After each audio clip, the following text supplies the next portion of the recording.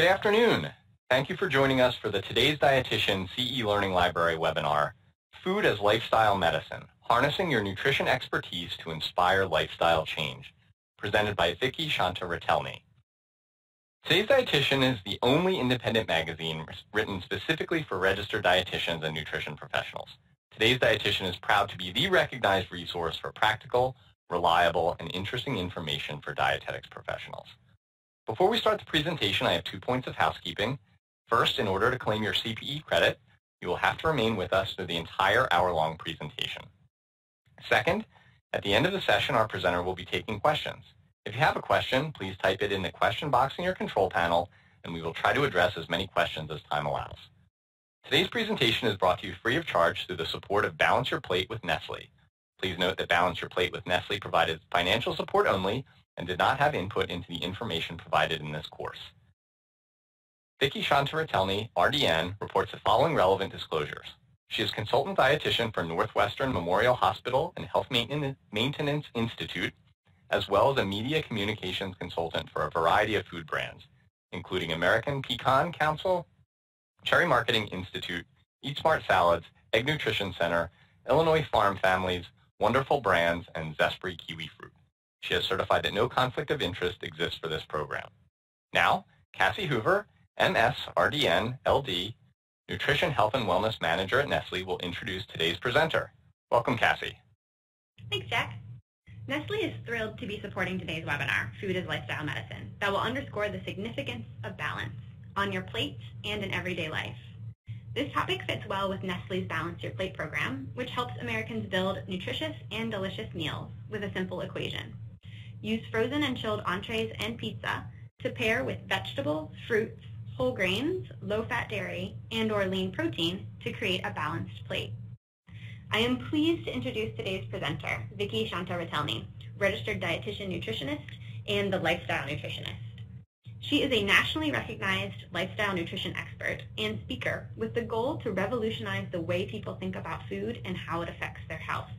She is the author of 2 books, The Essential Guide to Healthy Healing Foods and Total Body Diet for Dummies.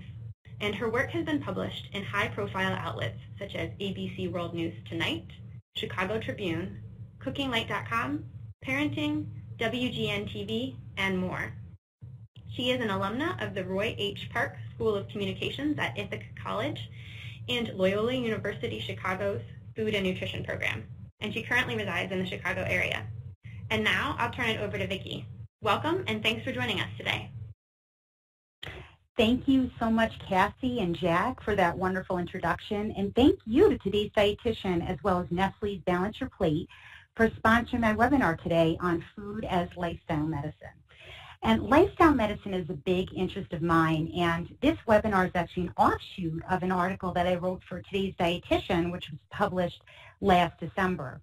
You know, in my just over 15 years as a registered dietitian, which is hard to believe, I've seen firsthand how lifestyle changes empower people to take charge of their own health with realistic and sustainable goals over time. And it's such a joy to see that. It makes me appreciate that I can help people make these lifestyle changes.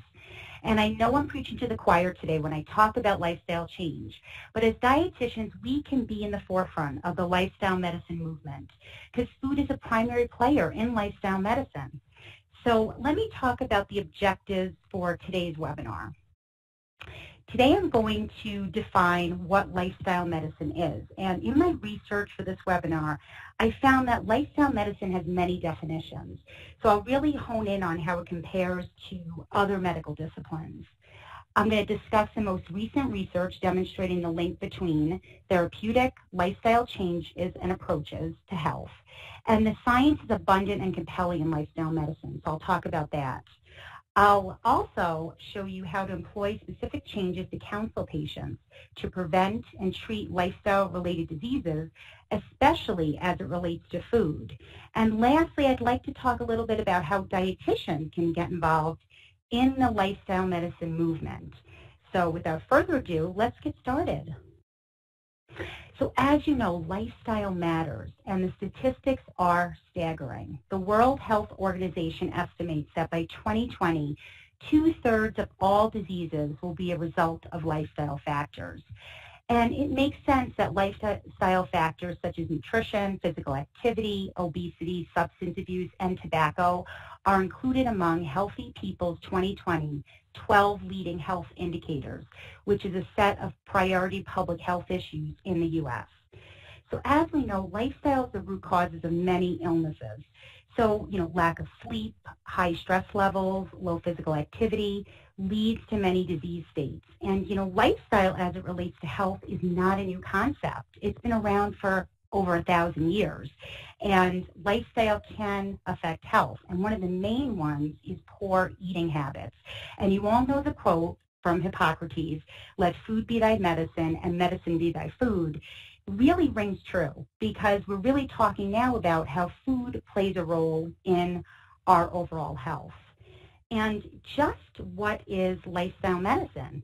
So let's look at that a bit, because as I mentioned, there are many definitions. And here is one that I like a lot from the American College of Lifestyle Medicine, which is the flagship medical organization in the lifestyle movement. It was founded in 2004. Lifestyle medicine is an evidence-based approach to preventing, treating, and even reversing diseases by replacing unhealthy behaviors with positive ones, such as eating healthfully, being physically active, managing stress, avoiding risky substance abuse, adequate sleep, and having a strong support system. So you can see that all these factors play a role in the health of our patients and our clients, and I know we all know this. And when we do risk assessments and evaluations, we're taking all of these factors into consideration. So it really is a lot to think about. It's not just what they're doing in one arena. It's how these habits affect our health overall. So I love this quote from Dexter Sherney, who's the president-elect of the American College of Lifestyle Medicine. He says, "Lifestyle medicine is the most powerful care intervention in the world." And I love looking at lifestyle behavior change that way, as a care intervention, because that's what we want to do with our patients, is really think about intervening in their lives in the way that they feel like they can do the best they can. So plus, lifestyle medicine is an affordable and easily doable answer to help people overcome disease states. So let's look at the science that supports lifestyle medicine, because lifestyle medicine is a highly evidence-based protocol. So I really want you to look at this slide as far as lifestyle medicine and as far as the different health areas that it affects. As you know, many physicians and healthcare providers spend very little time talking with patients about changing their lifestyle. And as dietitians, this is where we play a vital role in getting to the heart of helping people create lasting changes for better quality of life. So as you look at this, you can see overall general health, general lifestyle medicine is highly supported by evidence. Heart disease, very supported to prevent and reverse heart disease. So there's a lot of studies and research into how cardiovascular events are prevented and reversed through lifestyle medicine. Our DNA, our telomeres, what we eat, how physically active we are, how much sleep we get, really does impact our DNA. For cancer prevention and management, it's highly evidence-based. So we see a lot of lifestyle medicine in that arena. For sexual health and function, cognitive function, and as we know, with the latest research on the MIND diet and how much food plays a role in cognitive health, it is really important to look at that. And stroke patients and victims have seen reversals of symptoms through lifestyle medicine. A big impact in diabetes prevention and management, and especially pre-diabetes, for lifestyle changes that people can make. It's vital. And pain mitigation, anything from joint pain to overall fatigue has shown to be beneficial from a lifestyle perspective. And then we talk about weight management. Many of us on this line probably deal with weight management, and lifestyle medicine changes are where it's at. So let's look at some of the evidence to support lifestyle medicine even further. And some of the research you'll see, I've highlighted a few key studies here. There are literally hundreds of studies underscoring the benefits of lifestyle behavior change, and specifically how food impacts health. I just wanted to highlight a few as examples today, and of course, feel free to delve deeper into the lifestyle medicine literature yourself. So we look at the first paper by Dr. David Katz and colleagues in the American Journal of Health Promotion, Lifestyle as Medicine, the Case for True Health Initiative. This paper really does kind of talk about the overarching role of lifestyle medicine in health and the power that lifestyle medicine has had. Also really looking at the consistent and compelling science to support the important influence on lifestyle and health. And I loved this quote, approximately 80% of chronic disease and premature death could be prevented by not smoking, being physically active, and adhering to a healthful dietary pattern. So this paper is really powerful in kind of displaying how lifestyle is a true health initiative. The second paper, which was in JAMA, is the association between dietary factors and mortality for heart disease, stroke, and type 2 diabetes in the U.S. And this study concluded dietary factors were estimated to be associated with a substantial proportion of deaths from heart disease, stroke, and type 2 diabetes. So these results could help identify priorities, guide public health planning, and inform strategies to alter dietary habits and improve health. So that is a really important one to look at as well. And as we continue along, kind of looking at some of the evidence, which is really exciting, this third paper in the Annals of Rheumatic Diseases, dietary intake of fiber and risk of knee osteoarthritis in 2 U.S. prospective cohorts. You know, this study concluded from these 2 longitudinal studies that higher total fiber intake was related to a lower risk of systematic osteoarthritis. So it's amazing to see, you know, fiber in so many populations is, you know, obviously undereaten. We need to think about that from, you know, even a joint health perspective. It may not be thought of that way. So really you think about when we recommend more fiber to our patients, it could be helping their joints as well. The fourth paper from the Annals of Internal Medicine, Lifestyle Interventions for Patients with and at Risk for Type 2 Diabetes. This systematic review and meta-analysis concluded comprehensive lifestyle interventions effectively decrease the incidence of type 2 diabetes in high-risk patients. So people with a family history of diabetes or who have prediabetes, we know lifestyle medicine and interventions really do play a role.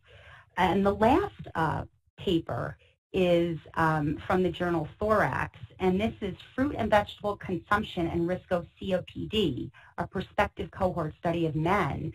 And these results indicate that high consumption of fruits and vegetables is associated with reduced COPD incidence of both current and ex-smokers. So even pulmonary health, we've seen you know, fruit and vegetable consumption to benefit, and that's really exciting. There's so many studies, as I said, and this is an exciting time in the field of lifestyle medicine as new research is underway constantly. So it's important to look at the literature. If you do have questions on the research, you can always go to the American College of Lifestyle Medicine website. They have a whole portal of the research on lifestyle medicine, which is kind of important and interesting to look up your area of expertise as well. So let's look at how lifestyle fits in with other medical disciplines. And this to me is really interesting because, you know, as dietitians that meet with patients in various capacities, it's always interesting to me when I have patients come in and they are under the care of a naturopathic medicine practitioner, an integrative medicine practitioner, and you want to see, you know, what are the modalities they're using and also how do they complement each other. So all the clinical guidelines talk about lifestyle as part of the treatment. So the medical disciplines are not competing as there is a lot of crossover in practice, but they may have different focuses for diagnosis and treatment of patients. In lifestyle medicine, it's important to note lifestyle is the treatment, whereas in other disciplines, lifestyle is part of the treatment, along with pharmacotherapy or herbal remedies or supplements. So when we take a closer look, when we look at traditional medicine, it has lifestyle medicine components. However, it's not the major focus. Physicians may use medication or surgery prior to lifestyle changes. So that, too, is changing, and along with the lifestyle medicine movement, more physicians are becoming more attuned to talking to their patients about lifestyle, but it may not be the major focus initially. Like I said, lifestyle medicine, in this modality, lifestyle is the treatment. So a whole food, plant-forward approach is what lifestyle medicine espouses. It's truly proven to reverse disease at the root cause. So that's really where lifestyle medicine comes into play here. Preventative medicine is more early detection, screening for prevention. It's a public health awareness of disease states.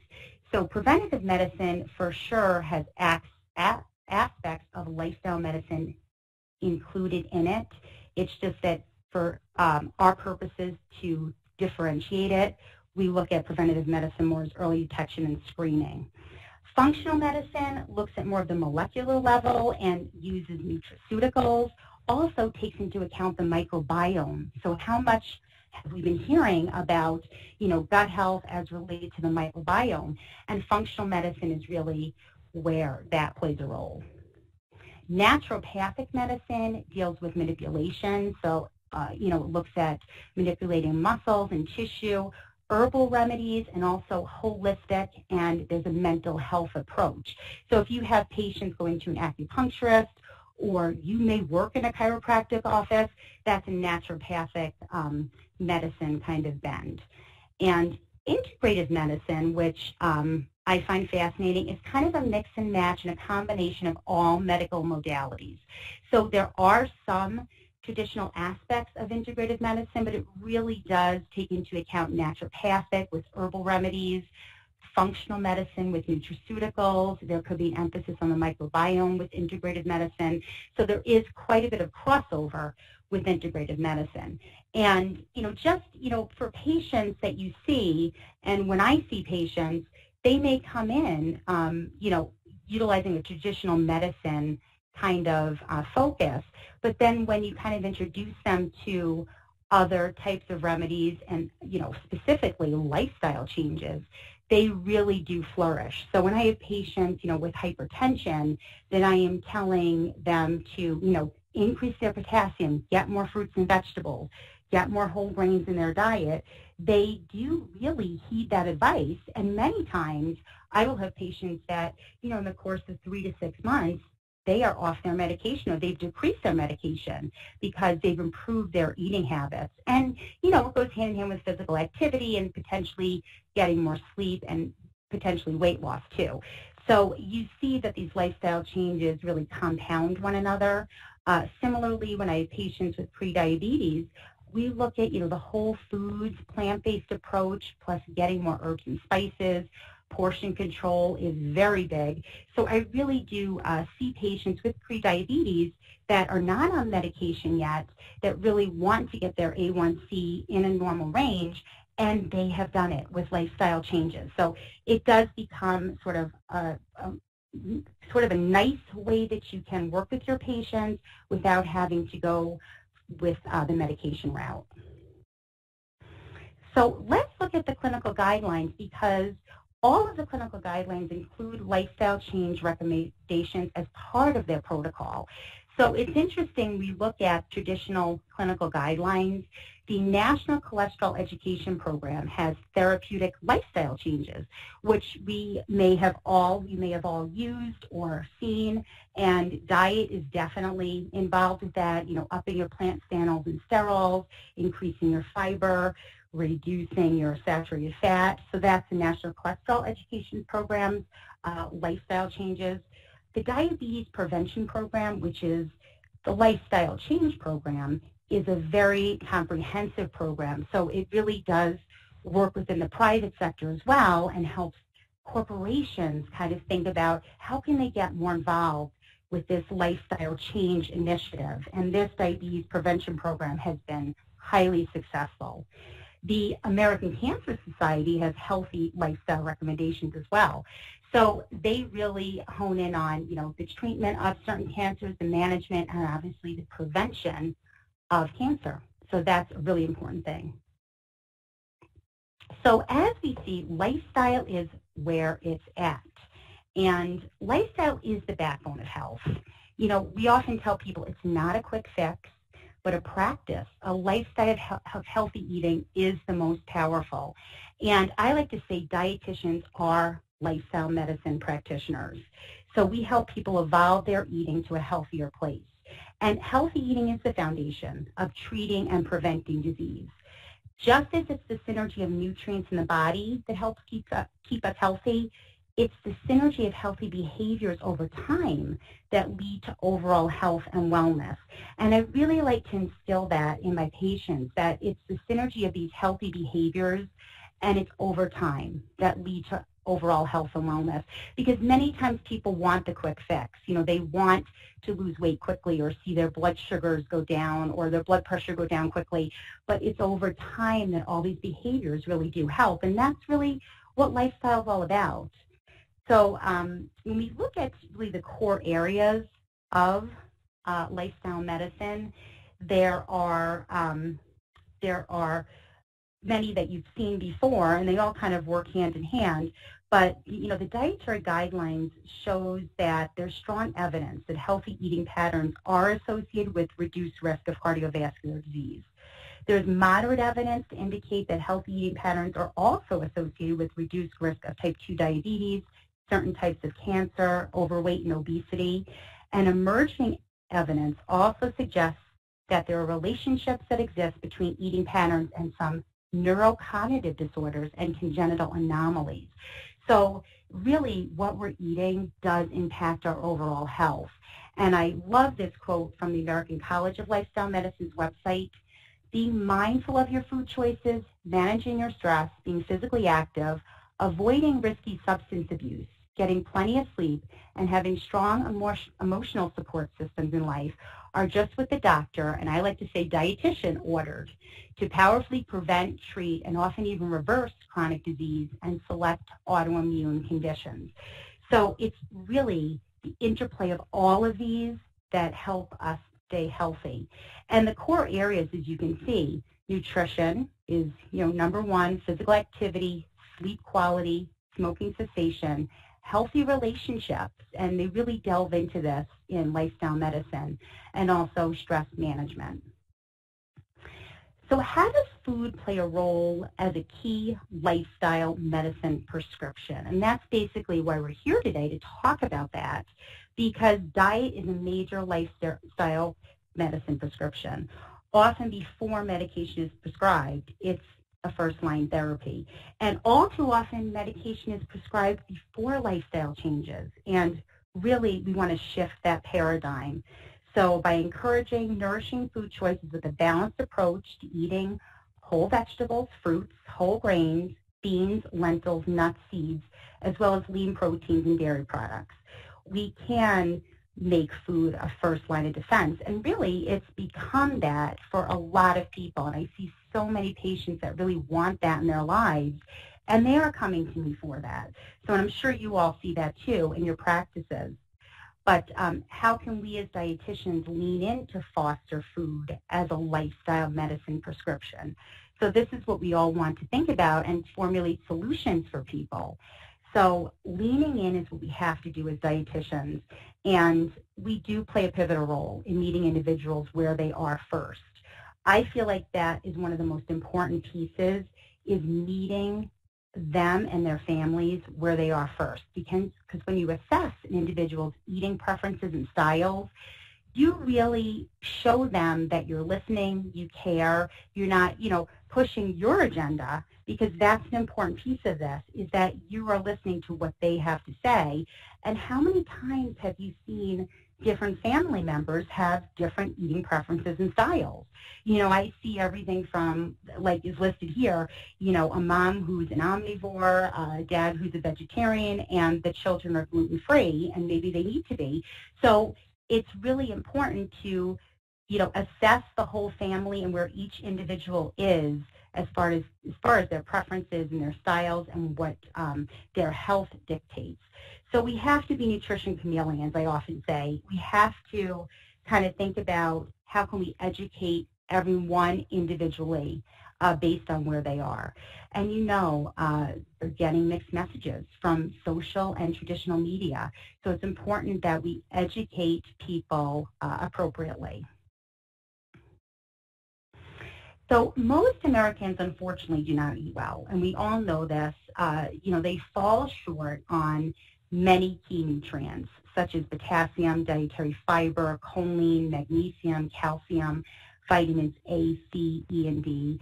And this is a public health concern. I mean, this is something as dietitians, we take seriously that people are missing out on these vital nutrients. And for young children, women capable of becoming pregnant, and women who are pregnant, low intake of iron is also a public health concern. So it's a serious issue, and we see this because they're having poor eating behaviors throughout their lifetime. It's not just something that started, it's something that they've been, practicing since they were children. So especially when I see families, I do hone in on the fact that kids, you need to give them that foundation of healthy eating so that they grow up to be adults that eat healthfully. And when we look at this, the statistics are startling, and we think, why are they missing these key nutrients? 1 out of 10 consumers eat enough fruits and vegetables every day, according to the CDC. So that is startling, and it's also something that we need to remedy. Americans only eat 15 to 18 grams of fiber a day, so, about half of what we recommend Americans are eating. Whole grain and dairy consumption are low, too. And obviously, people eat way too much sugar, saturated fat, and sodium. So these are things that we need to really look at, and we as RDs have the opportunity to help people with practical solutions that translate the science into behavior change. And that's really why we're here, too, is we really need to translate this into behavior change. So we know that people need nutrients, but showing them what foods give them these nutrients is vital. So I like to tell people, people don't necessarily eat nutrients. They're not thinking about that. They're thinking about food. And food is fun to talk about. People love to talk about food. And that's why I love my job, is because I'm constantly talking about food, as we all are. So you want to think about how can that translate into them getting more nutritional value and balance on their plate. So I love the concept of coloring your plate to getting colorful produce and pulses. And I think it's just such a great way for people to get nutrients in without really talking about the nutrients. When you color your plate, you're getting all these shortfall nutrients without really telling your patients. You're kind of making them more aware just to add that color. And where can people get fiber? I talk about the variety of whole grains like spelt, farro, oats, and sorghum, as well as ways to use pulses like beans, peas, and legumes in everyday meals. Also, healthy fats. They play such a large role in overall health, from cardiovascular to brain health to cell health. Therefore, recommending fatty fish at least 2 times per week, or avocado on toast for breakfast, or sprinkling pistachios or almonds on a salad is key. And eating adequate protein from the right sources is so important, with less red processed meat and more lean poultry, seafood, as well as plant proteins like tofu, beans, whole grains, nuts, and seeds. So it's important to educate people on where to get those protein sources. And then obviously showing them how to limit added sugars and salt by using fruit to sweeten foods, herbs and spices, and lemon and lime and vinegar to flavor foods without salt. So that is really important, to show people how to do this. And cooking and food prep are the key. So we really want to, foster simple cooking techniques and home-cooked meals, because that's really important. And as we all know, cooking is a life skill. There's a huge culinary medicine component to lifestyle medicine. And this is something, if you want to delve deeper into, culinary medicine has become a huge area of practice. And we all do this in our in our lives, in our practices as well. So I think it's something, if you're interested in that as well, lifestyle medicine has a culinary medicine component also. So I was, in the study that I looked at on this slide from Report Linker, it talks about 90% of Americans cook at home at least one time per week. And the fact that they're cooking at home is really important. I mean, I think that we want people to be in their kitchens. And obviously, we'd like to up that ante a little bit and have them cooking a little more at home. But to see that they're at least thinking about it, planning it, and doing it is really important. I always tell people to create a kitchen community at home with family and friends. Once again, fosters family relationships, builds healthful meal planning and prep, and that's really important. And we also want to teach people how to assemble healthful meals in a simple, economical, and convenient way.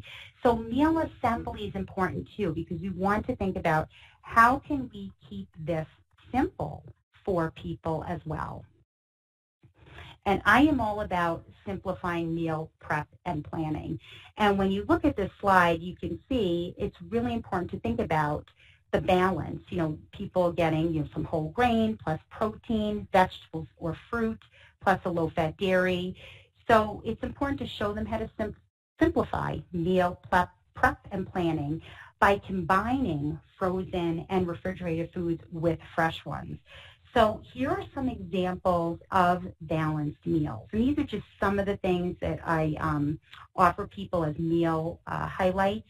So for breakfast, a scrambled egg wrap with leafy greens, tomatoes, and mushrooms, or instant oatmeal made with milk and frozen berries on top with a dash of cinnamon, frozen whole grain waffles topped with strawberries plus chopped nuts plus a drizzle of maple syrup. So those are some breakfast options.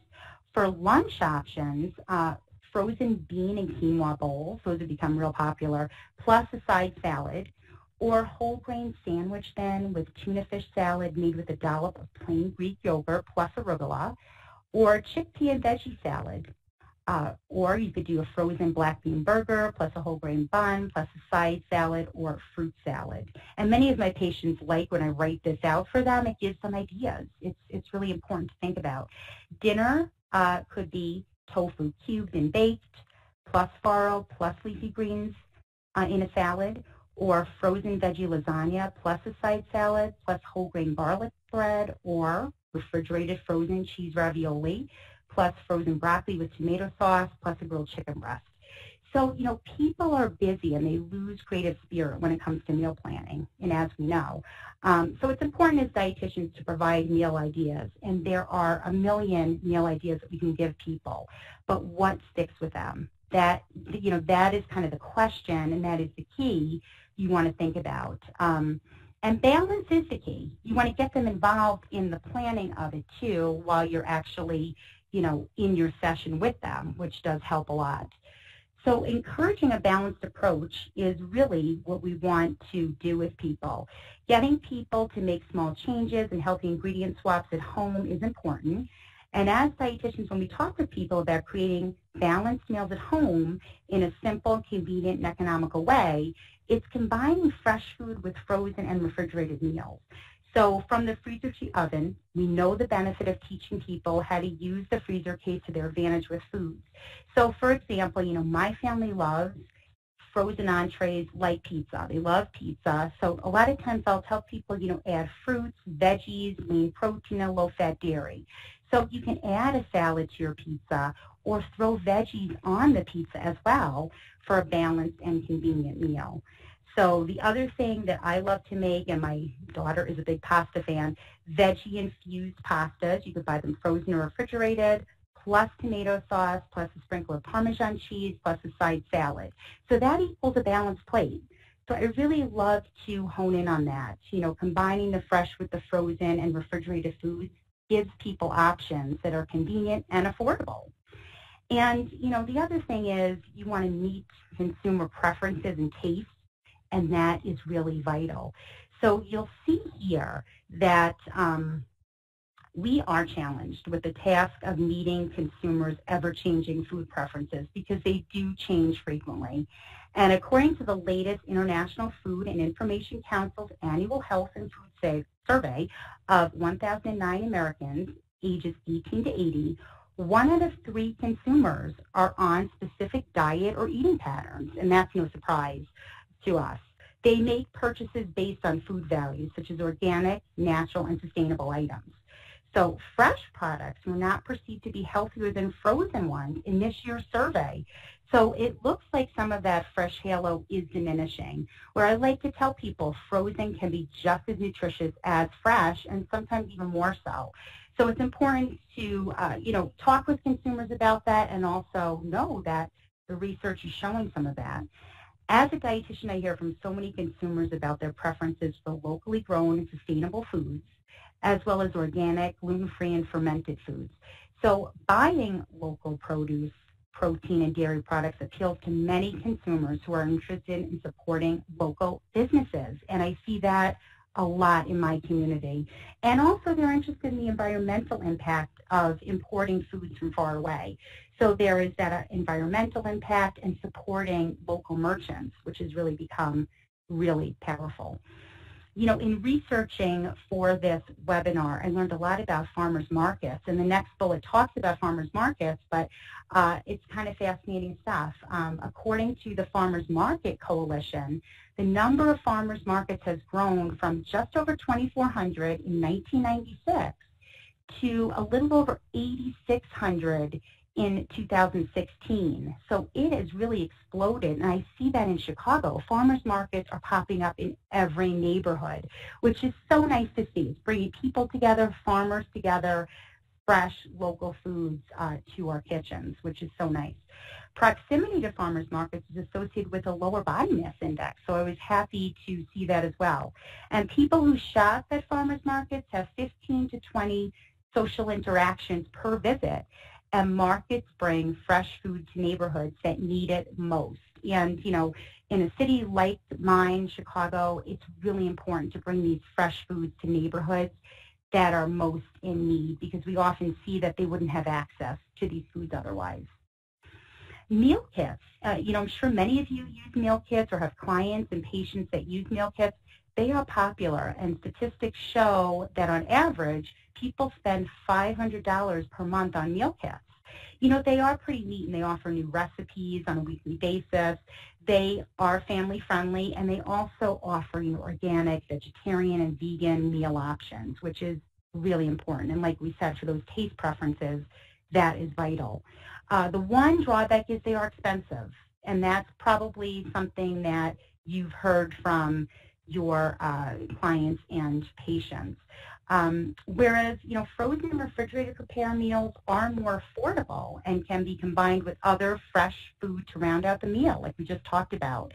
Plus, they cut down on waste by about 47% with realistic serving sizes, as well as simplifying cooking and saving time with meal prep at home. And that was according to the Frozen Food Foundation.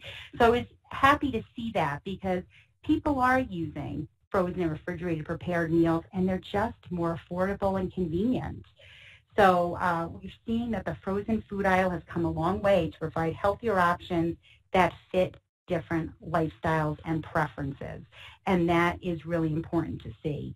The other thing is consumers want to know what's in their food, and reading and assessing labels is an important tool that we encourage consumers to use, and I'm always talking about reading the food label, because it is so vital, and it's such an educational resource for them right there at their fingertips.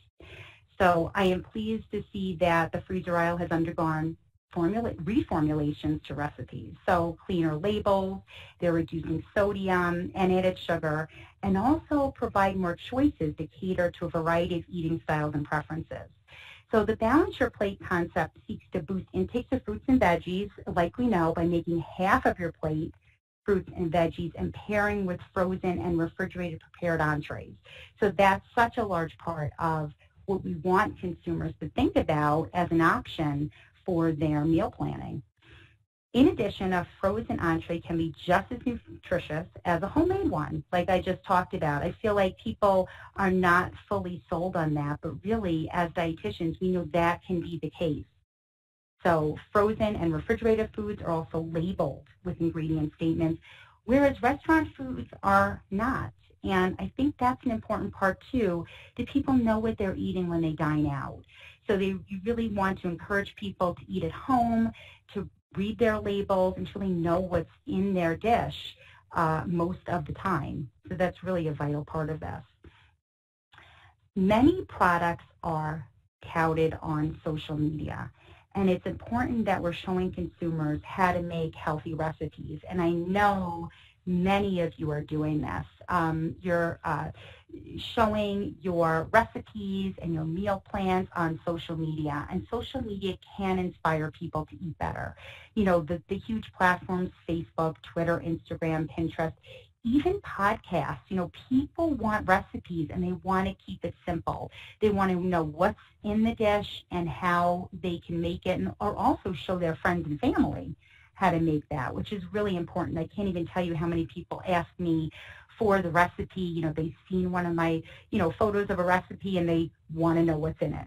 So here are some of mine from my blog. So these are pictured here from my blog, simplecravingsrealfood.com. The first one is black-eyed peas with red peppers. So really super simple to make these. Creamy cauliflower soup, Cobb salad with shaved egg yolk, and ricotta cheese macaroni and peas with colorful carrots. And I also love to do parfaits. So my kids love parfaits. Blueberry oats and yogurt parfaits. So picturing it in a way that's appealing and appetizing, but showcasing to them how simple it is to make these dishes. So I think it's really important to think about the balance on your plate and also showing people how to do this. Dietitians are the nutrition experts, and we need to showcase that everywhere. So I know that many of you are doing this on social media, and I feel like it's such a powerful tool, and it just keeps growing and expanding. So that's really great to see. So, in summary, I am proud to say that dietitians play a powerful role in the nutrition component of a healthy lifestyle approach. So as we talked about, we utilize strategies to personalize and consider different eating preferences by tailoring nutrition recommendations to increase shortfall nutrients with balanced meals and snacks. So that probably is one of the most beneficial things we do. We tailor the recommendations to meet the individual's needs. We simplify meal prep and planning, and as I said, that's a large part of it as well, because people are busy, they're active, they've got different lifestyles, and how does the food fit in with their activity, with their daily life? Nutrition is one component, but when we talk about how it fits in with their everyday life and really how their activity benefits when they eat better as well, that's important too. And then we offer cooking techniques and ways to reduce added sugars and sodium. And when we're, on the front lines, teaching cooking classes, getting in the kitchen with people, this is when you really learn about people's preferences and the choices that they're making on a daily basis.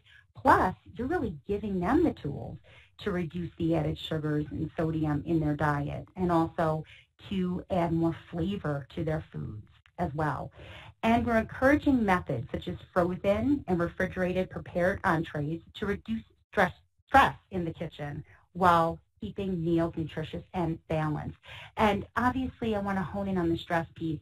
It really is important to take off some of the stress from your patients and consumers and make food fun. And that's really the key, is healthy food does not have to be tasteless and not, something that they don't want to eat. It can be something that's fun and flavorful and, as we know, chock full of nutrients. So I like to instill that in my clients as well. So this lifestyle medicine in action and practice slide is really important because as dietitians, I encourage you to get involved with the lifestyle medicine movement. The time is ripe right now for certification in lifestyle medicine, and there are a few key websites on this slide. There's also much more, in the article that I wrote in December of 2017, it really does hone in on a few more areas, but these are the primary ones. The American College of Lifestyle Medicine has a core competencies program which allows dietitians and healthcare practitioners to become certified in lifestyle medicine. So there are, 9 modules, and they're comprised of 30 hours of different areas of practice.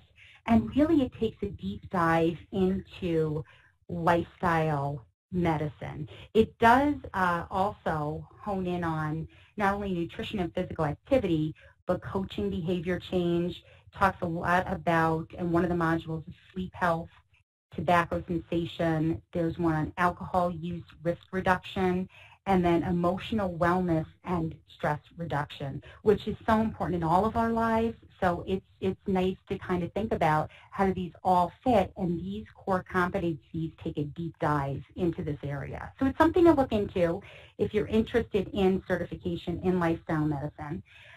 Lifestyle medicine is global, so it really is a global practice, and this Lifestyle Medicine Global Alliance is comprised of sister organizations, which are international organizations under one banner, and they share best practices.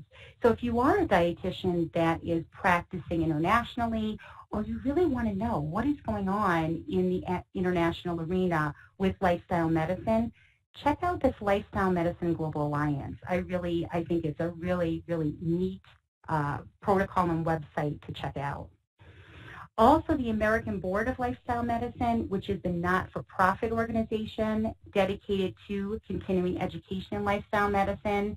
It also does work with the certification program in lifestyle medicine. So this American Board of Lifestyle Medicine was founded in 2016, and she's so relatively new. And it's something to look at if you're really interested in taking a deeper dive in lifestyle medicine. Also, ChooseMyPlate.gov has a part of their website called My Plate, My Wins, which some of you may have looked at and seen and utilized already, but it offers healthy eating and lifestyle solutions for individuals and families to combat barriers to healthy eating. So this My Plate, My Wins is really practical application. So I happen to use it fairly frequently, and I recommend it for my patients to look at and to play around with as well to foster some more lifestyle changes in their own lives. And, I'm thrilled to see that the Academy of Nutrition and Dietetics has begun a Lifestyle First initiative. And for the first time, they will have a Food as Medicine track at the Food and Nutrition Conference and Expo in Washington, D.C. this year. So Food as Medicine has become a realm that, dietitians are really looking into and starting to really gain attention in this area. So I'd love dietitians to be more involved in the lifestyle medicine movement. And if you do go to the Food Nutrition Conference and Expo this year, definitely check out that track. And with that, I really just want to say thank you for listening and being here today. If I have time for questions, I'd love to answer a few. Vicki, it looks like we have about 10 minutes for questions, so why don't we jump into them? Excellent, thank you. I will start with questions that popped up in groups. Number one, and this is an easy one, what's the name of your blog again? A bunch of people missed it and would like to catch it again. Oh, sure. SimpleCravingsRealFood.com. Thank you for your interest in that. Yes, it's a professional blog. Also, I put a lot of personal anecdotes and also stories on my blog as well. But it offers a lot of recipes and insights into my lifestyle and also my journey with health and wellness too. So yes, thank you for checking that out. Appreciate it. So here is another question. You touched on this, but a few attendees had questions relating to clients' expectations for meal plans or written programs. How do you address this, and what planning websites, resources, or cookbooks do you recommend? Sure, yes. I do get a lot of requests for meal plans, and formal meal plans are something that I have done in the past. But many times I will develop a meal plan with the individuals, when I meet with them in session, or we will kind of talk about it online as well. Because, giving them just a generic meal plan work typically, I have found in my practice. So I will have a few that I've created, from a calorie standpoint. People do want to lose weight, so sometimes they'll ask me for, an 1,800 calorie meal plan. But then again, or 2,000 or 2,200. But then again, I will tailor it to their eating preferences.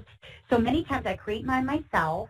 I will utilize, my book, Total Body Diet for Dummies, has some meal planning techniques in it. There are not formal meal plans in it, but I will use some of the techniques in it as well. And, some of those techniques really come from just talking with your patient and seeing what their needs are and what they want. My formal meal planning really happens in session. So it's not something that I just, offer a meal plan up front. I really want to talk with them about what their needs are. And then the meal plans typically evolve over time. So as they're getting more a little adept in the kitchen, as they're learning a little bit about ingredients that they want to include, or, new cooking techniques that they're interested in, we will work together on that. So it's a little more fluid in nature, but I find that works the best for my patients. Thanks. Yes. There were a number of questions about how would you reconcile or address potential sodium or sugar content in frozen products? Sure, yes. I look at each product individually, and if somebody does have a label, I look at the whole product in itself too, how much fiber is in it, how much protein, what are the calories in it. If there are potential, it depends on the health of the patient too, if there are potential issues with, their sodium intake, or we look at the sugar content too, I will address that kind of based on an individual product basis, and also an individual nutrient analysis of the product. So I sort of look at the overall picture of it versus just targeting, this has way too much sugar, it's out. If, it does have a lot of sugar, I'm going to tell them probably not to overeat that or eat that too much, but I will tell them that that's something they want to consider and maybe look at a product that has under, 10 grams of sugar in the product. Typically, for sodium, it's something that I try to, educate them on too. Typically I use that 500 milligram mark per serving. But if it's higher than that, I look at the whole nutrient value of the product. And also, what are they adding to it? Are they adding a side salad? Are they adding steamed vegetables or roasted veggies on the side? That changes the picture of it. So I do encourage that as well, because that's a big part of it is, are they adding, the fresh with the frozen? And that's a huge nutrition boost for that meal. So I hope that helps. Definitely. And we have probably more than a dozen questions that are this next one, which is, how do you inspire low-income clients to start cooking and adopt a lifestyle approach? That's a very good question, because I do see low-income clients and, family members that can't afford what other family members can afford. So, yes, I like to tell people healthy eating can be very budget-friendly. I mean, you can use and obviously, fruits and vegetables, and not everything has to be fresh, because a lot of times frozen is more economical when it comes to produce because it lasts longer. So I often will tell people, using canned or, beans are extremely inexpensive. So I'll talk a lot about using legumes, beans, peas, lentils, and making that a protein source for yourself. And, obviously steering clear of some of the, high-fat meats or processed meats that they're eating, and incorporating more of those veggies into their meals, and also the lower calorie but also less expensive protein sources. And even tuna, tuna fish that's in pouches, or, bringing things beans that are canned, rinse and drain your beans and use those, because many times they don't know how to cook beans. They're not going to take the time to soak, dry beans. But if they're using canned, they can rinse and drain them and have them as part of the meal. So, the culinary technique and the part of it, too, is trying to get people into the kitchen. And I have gone into people's homes and actually worked with them to develop a little more technique around cooking. It doesn't have to be gourmet, but it's how are they assembling the meal. And just really creating that balance on their plate is such a big part of it. That last comment about going into clients' homes to assist them actually is a good segue into a number of questions relating to, do you try to engage a patient or client's family in this discussion to motivate change? Absolutely, yes, because if they are in close quarters with their family, if they're all living together in one house, their family members will influence them. So many times, yes, I try to engage all family members in the lifestyle change process, because, we're talking about people creating a community kitchen, getting them all into the food prep and planning part of their day is really important. So I really want all family members engaged. And there may be some of the family members that don't want to, or they're not interested. They may come around to it later when they do see that these lifestyle changes are leading to results for the other family members. So it's a process, and I try to, in the beginning, try to excite all the members about this lifestyle change process, but sometimes it doesn't happen right away. So I don't get discouraged as much as I kind of let it take its course and take time with the family and have them sort of influence one another as well. So it definitely is a process, and it's something that all family members should be engaged with. Now, many times we don't have the luxury of seeing all of the family members. We may just see one patient, but they've got in the family they need to talk with and refer to as far as meal planning. So, they may want to bring some more family members in to see you as well. So that could help also. So the first visit may not be the one where you see all the family members, but throughout the course of your therapy with them, it may evolve to that. And how about this this is a little bit more of a global question, but also appeared a number of times, which is, do you have any strategies or thoughts in terms of elevating dietitians in the discussion about lifestyle medicine, as opposed to perhaps a health coach or a lifestyle coach or someone who is not credentialed, to really elevate the voice of dietitians in the discussion? Yes, and I think that is really what I want for dietitians. I do want them to be more visible, at the American College of Lifestyle Medicine conferences and American College of Preventive Medicine, that dietitians get more engaged with this whole practice of lifestyle medicine. And, there are currently RD working groups that are underway at the American College of Lifestyle Medicine that are trying to engage dietitians more in this practice, because it has been traditionally a physician-run organization. American College of Lifestyle Medicine is to educate physicians and other healthcare practitioners, but really physicians to really understand the concept of lifestyle medicine. And who better to even educate them?